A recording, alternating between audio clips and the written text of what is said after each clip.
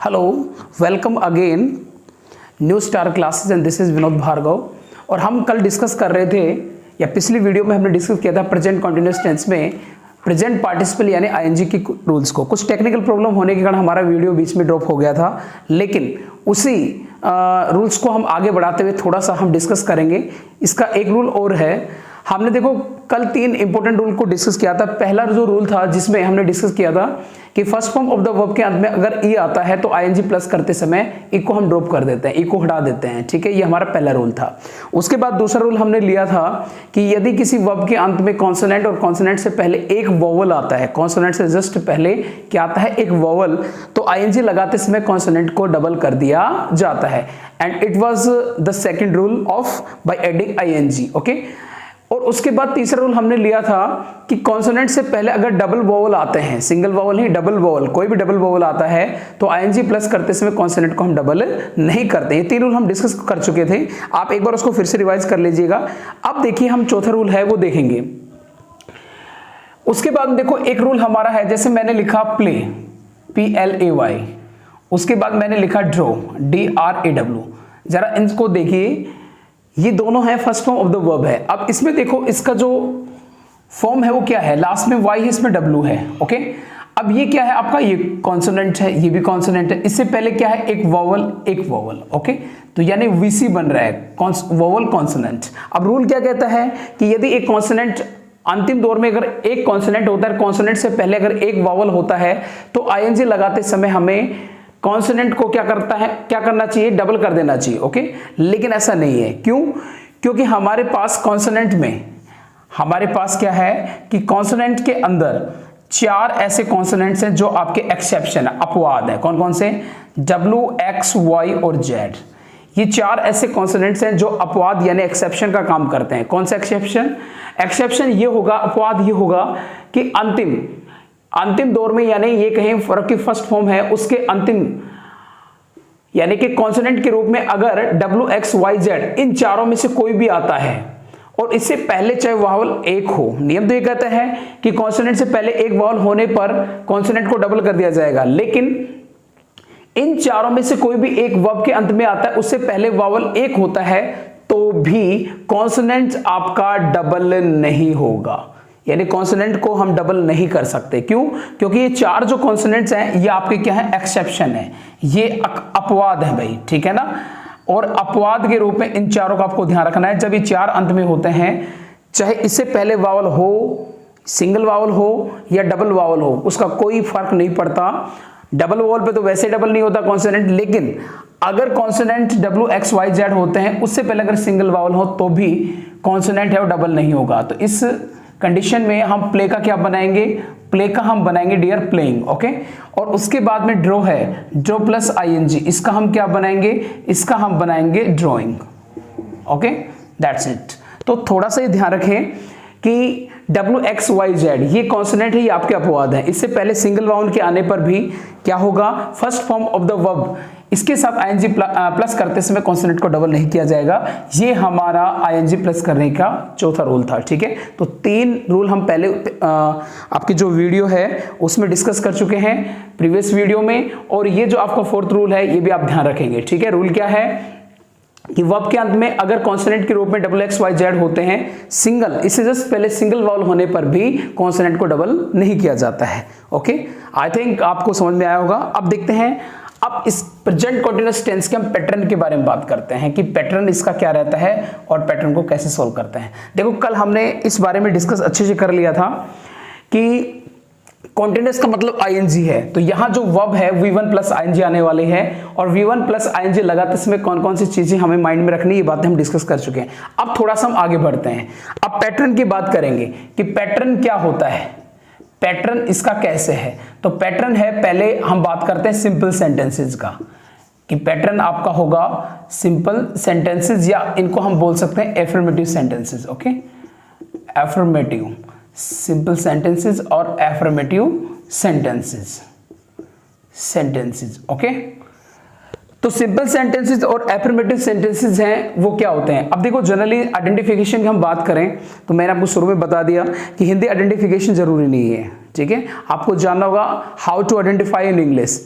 If the sentence are on your board in your notebook, then how to identify, how to recognize the sentence in which tense this sentence is there, okay? तो इस condition में आपको English में identify करना है। हिंदी में मैं आपको पहचान के रूप में वैसे जनरली बता सकता हूं कि जिस वाक्य के अंत में रहा है, रही है, रहे हैं, यानी रहा, रही है, ये कॉम्बिनेशन चलता है, ठीक है। कॉन्टिन्यूस होने के कारण रहा, रही चलता है, इस वजह से वो प्रेजेंट कॉन्टिन्यूस टेंस होता है। लेकिन इंग्लिश में कैसे पहचानना है, तो देखो पैटर्न में हम बात करेंगे सिंपल सेंटेंसेस और एफर्मेटिव सेंटेंसेस की। तो इसमें देखो सबसे पहले क्या है कि आपका सब्जेक्ट आता है, सब्जेक्ट के बाद में आपके पास में हेल्पिंग वर्ब के रूप में आने वाली हैं इज, एम और आर, ठीक है। उसके बाद में फर्स्ट फॉर्म लगेगी, लेकिन कॉन्टिन्यूस होने के कारण क्या लग रहा है, आईएनजी, और एट लास्ट आपका क्या लगने वाला है, ऑब्जेक्ट, ठीक है। तो सब्जेक्ट कौन होता है, डूअर, किसी काम को करने वाला, ओके, ठीक है। उसके बाद में अपने पास हेल्पिंग वर्ब आ गई, 3 फॉर्म आए हेल्पिंग वर्ब की इस बार अपने पास में, इज, एम और आर, ये कॉन्टिन्यूस प्रेजेंट कॉन्टिन्यूस की हेल्पिंग वर्ब है, ध्यान रखें। उसके बाद V1 प्लस आईएनजी क्यों आया, क्योंकि टेंस कैसा है, कॉन्टिन्यूस, और कॉन्टिन्यूस में काम जारी है, वर्ब में first form of the verb में ही आईएनजी लगाया जाता है। कैसे लगाया जाता है डिस्कस कर चुके हैं। और लास्ट में आपका क्या है, ऑब्जेक्ट है। अब इसमें देखिए ये जो इज, एम, आर, ये हमारे पास क्या है, हेल्पिंग वर्ब है, हेल्पिंग वर्ब। अब थोड़ा सा हम एक डिफरेंशिएशन करते हैं, अंतर करते हैं, differentiation between the present indefinite tense and the present continuous tense. आपको ध्यान है क्या कि प्रेजेंट इंडेफिनिट टेंस के अंदर जब एफर्मेटिव या सिंपल सेंटेंस हमने किए थे तो वहां पर हमें हेल्पिंग वर्ब नहीं मिली थी। हमारी जो हेल्पिंग वर्ब थी प्रेजेंट इंडेफिनिट टेंस में वो नेगेटिव सेंटेंस में डूडस आई थी, यानी कि सिंपल और एफर्मेटिव सेंटेंस में हमें हेल्पिंग वर्ब नहीं मिली थी। कहां, प्रेजेंट इंडेफिनिट टेंस में। तो प्रेजेंट इंडेफिनिट टेंस में हेल्पिंग वर्ब सिंपल सेंटेंस में हमें नहीं मिलती है। कहां से मिलती है, नेगेटिव से, क्योंकि नेगेटिव सेंटेंस में हेल्पिंग वर्ब की जरूरत होती है, नोट लगाने के लिए हेल्पिंग वर्ब के साथ होना जरूरी होता है, इस वजह से। लेकिन प्रेजेंट कॉन्टिन्यूअस टेंस ऐसा है जहां से हेल्पिंग वर्ब सिंपल सेंटेंस से ही हमें हेल्पिंग वर्ब मिल गई है। अब सिंपल सेंटेंस से हेल्पिंग वर्ब मिल गई, हेल्पिंग वर्ब कौन सी मिली है, इज, एम, आर। अब थोड़ा सा इनका हम करते हैं, इनको थोड़ा एक्सप्लेन करते हैं, ठीक है। कैसे, देखो यस, इसका पोस्टमार्टम हमें करना पड़ेगा। इज, एम, आर का कैसे करेंगे, एक्चुअली आप देखिए एक क्रिया होती है बी, बी मीन्स होता है डियर, होना, ओके, ये क्रिया होती है first form of the verb. इसकी सेकंड फॉर्म होती है, ध्यान रखेंगे, वॉज, और थर्ड फॉर्म इसकी होती है बीन, या ये कहीं प्रेजेंट फॉर्म, पास्ट पार्टिसिपल। मैं ऑलरेडी बता चुका हूं कि जो वर्ब की फॉर्म होती है, first form of the verb it's a present, second form past and the third form is a past participle, okay.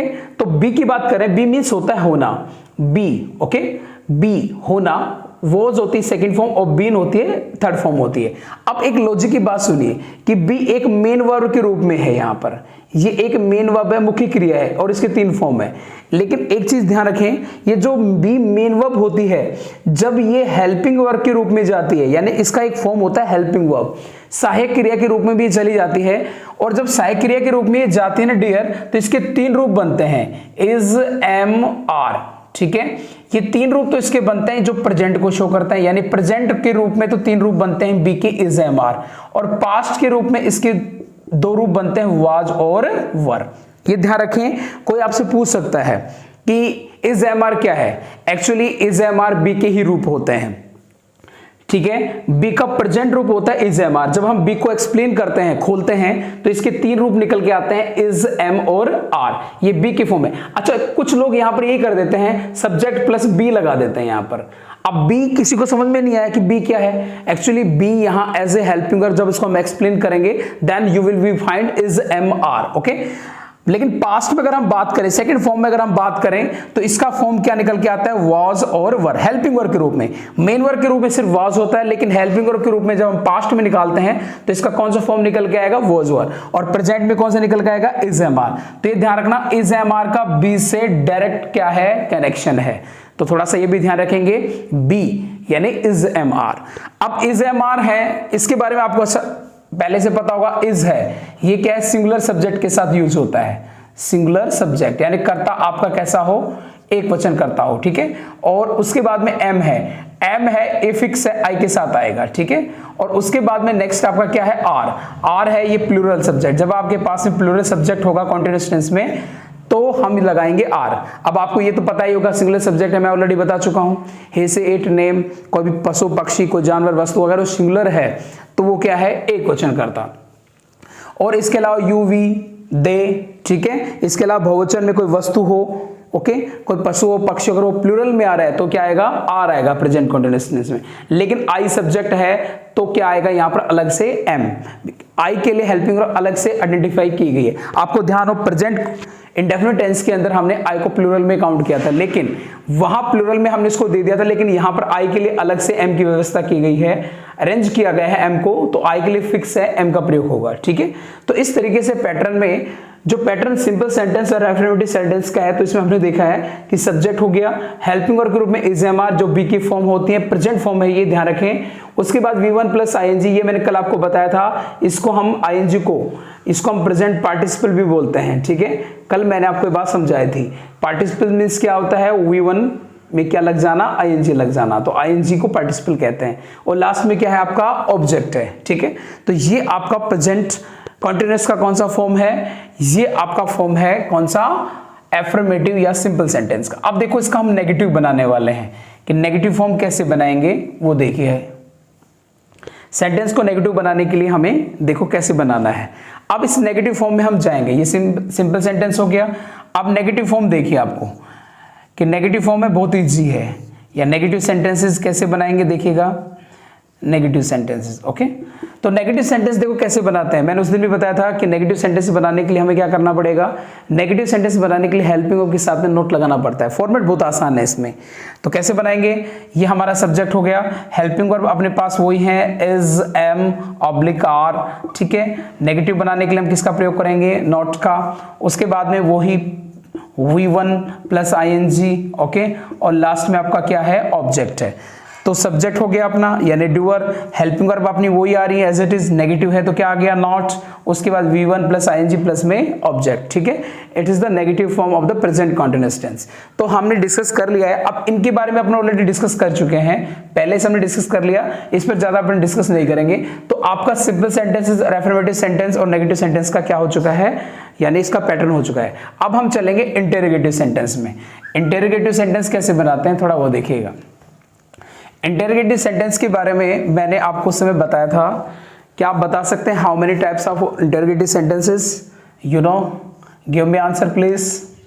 Interrogative sentences, okay, how many types of interrogative sentences, interrogative sentences. Okay, तो हमने इसमें discuss किया था in present indefinite tense, and in the present indefinite tense we discuss, हमने क्या discuss किया था कि इंटेरोगेटिव सेंटेंस है वो दो प्रकार के होते हैं। एक जो किससे शुरू होंगे, हेल्पिंग वर्ब से, हम ये डिस्कस कर चुके हैं, हेल्पिंग वर्ब से स्टार्ट होंगे। दूसरे कहाँ से शुरू होंगे, दूसरा आपका WH जो फैमिली है, या WH वर्ड्स हैं, उनसे हम क्या करेंगे, इनको स्टार्ट करेंगे। तो हेल्पिंग वर्ब वाले हैं वो कैसे स्टार्ट होंगे, शुरू में क्या आ जाएगी डियर, हेल्पिंग वर्ब आ जाएगी। उसके बाद में क्या आ जाएगा डियर, सब्जेक्ट आ जाएगा। सब्जेक्ट के बाद क्या आ जाता है, मेन वर्ब, मेन वर्ब के बाद में ऑब्जेक्ट, और उसके बाद में साइन ऑफ इंटेरोगेशन। ठीक है, अच्छा WH वाले का क्या फॉर्मूला रहता है, WH आ जाता है, सिर्फ इस फॉर्मूले के आगे WH लग जाएगा।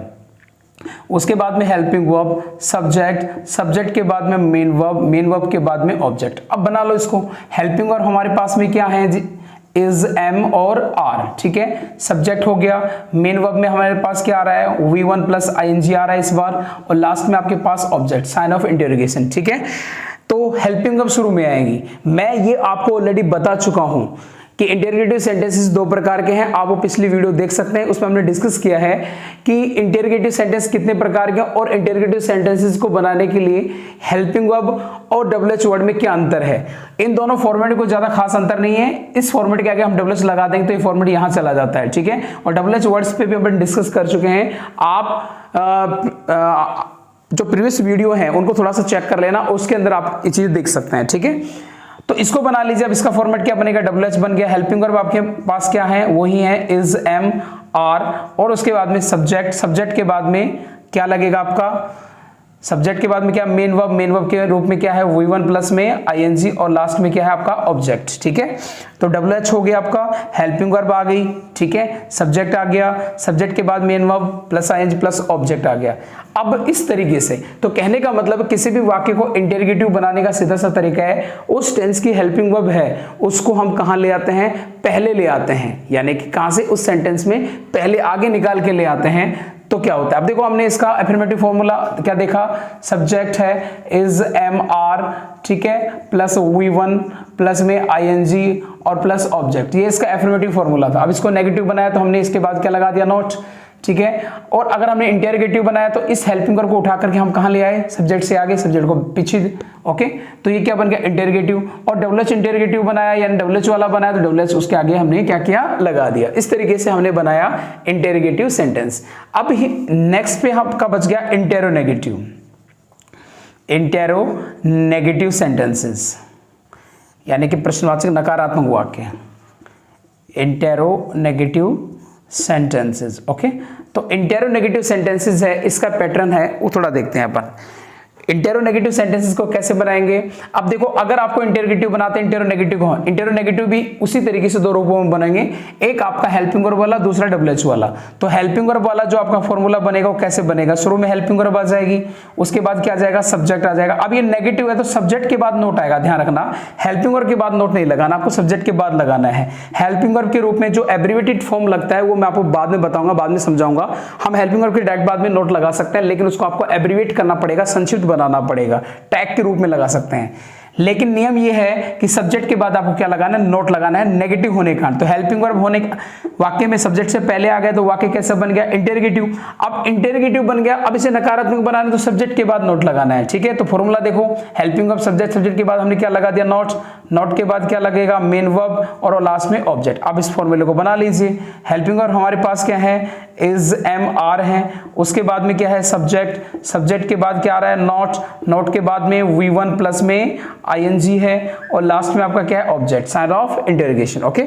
और अब इसे WH वाले में डायरेक्ट बनाएंगे, कन्वर्ट कर लेंगे। WH आ गया, हेल्पिंग वर्ब आपकी क्या आ जाएंगी, वही इज एम आर, ठीक है। उसके बाद सब्जेक्ट, सब्जेक्ट के बाद क्या आ जाएगा, नोट, नोट के बाद में वही V1 प्लस में ING आ गया और लास्ट में आपका ऑब्जेक्ट, साइन ऑफ इंटेरोगेशन। तो इस तरीके से इंटेरोगेटिव और इंटेरोनेगेटिव को अपन इजीली बना सकते हैं, अपन बना सकते हैं बहुत आसानी से इसको, ठीक है। तो पैटर्न को थोड़ा सा ध्यान रखें, अगर आपको एफर्मेटिव का पैटर्न आता है तो आप नेगेटिव और नेगेटिव से इंटेरोगेटिव, हेल्पिंग वर्ब को आगे लेके आएंगे तो ये क्या बन जाएगा आपका इंटेरोगेटिव सेंटेंस, और इसी से WH वाला बना लेंगे और इन्हीं से आप नेगेटिव बना सकते हैं, सब्जेक्ट के बाद क्या लगा के, नॉट। तो आई थिंक आपको पैटर्न समझ में आया होगा। हमने आज डिस्कस किया है प्रेजेंट कंटीन्यूअस टेंस में जो कंप्लीट पैटर्न है उसको। अब इसमें हम डिस्कस करेंगे कि how to fill present continuous tense. Present continuous tense का सीधा सा मतलब क्या होगा, जो वाक्य में सेंटेंस में correct form of the verb में भरने के लिए आता है वो आपका आता है is am are plus V1 plus ING, main verb, यानी यही टेंस है मेन कि is am are plus V1 plus ING, subject और ऑब्जेक्ट फॉर्म आपको दिया जाएगा और आपको भरना पड़ेगा उसका सिर्फ क्या फॉर्म, करेक्ट वर्ब फॉर्म भरना पड़ता है। अब ये कैसे भरते हैं, इस पर इसके कुछ रूल्स हैं, कुछ नियम हैं, उस पर अपन डिस्कस कल करेंगे। आई थिंक आपको क्लास बहुत अच्छे समझ में आई होगी, और अगर आपको नहीं समझ में आई, इस क्लास को कनेक्ट करने के लिए प्रीवियस क्लास को देखें और उसके बाद आई होप आप बहुत अच्छे समझ पाएंगे। फिर भी अगर आपको कोई प्रॉब्लम है तो आप अपने कॉमेंट के माध्यम से, कॉल के माध्यम से बता सकते हैं। मिलते हैं नेक्स्ट क्लास में, ओके बाय।